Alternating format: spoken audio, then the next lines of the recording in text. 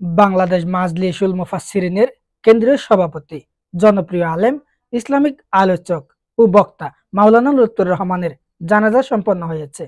সকালে অনুষ্ঠিত এ জানাজায় মানুষের ঢল নামে।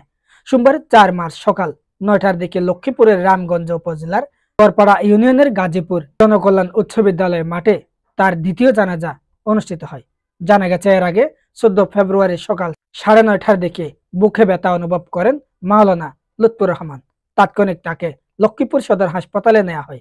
সেখানে প্রাথমিক চিকিৎসা শেষে উন্নত চিকিৎসার জন্য ঢাকায় পাঠানো হয়। হাসপাতালের কর্তব্যরত চিকিৎসক জানিয়েছেন, মাওলানা লুৎফর রহমান ব্রেন স্ট্রোক করেছেন।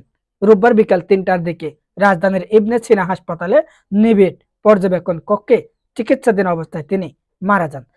জানাজায় জামায়াতের জেনারেল সেক্রেটারি মিয়া গোলাম পরওয়ার, সহ সেক্রেটারি এটিএম মাসুম, বাংলাদেশ মজলিসুল মুফাসসিরিনের কেন্দ্রীয় সেক্রেটারি রুহুল আমিন, শিবিরের কেন্দ্রীয় কমিটির সাবেক সভাপতি ডক্টর রেজাউল করিম, জেলা আইনজীবী সমিতির সাধারণ সম্পাদক রহমতুল্লাহ বিপ্লব, জেলা স্বেচ্ছাসেবক লীগের সহসভাপতি ইমতিয়াজ আরাফাত, করপাড়া ইউনিয়ন পরিষদের চেয়ারম্যান জাহিদুল ইসলাম মির্জা, বশিকপুর ইউনিয়ন পরিষদের চেয়ারম্যান মাহফুজুর রহমান সহ বিপুল সংখ্যক মুসল্লি উপস্থিত ছিলেন।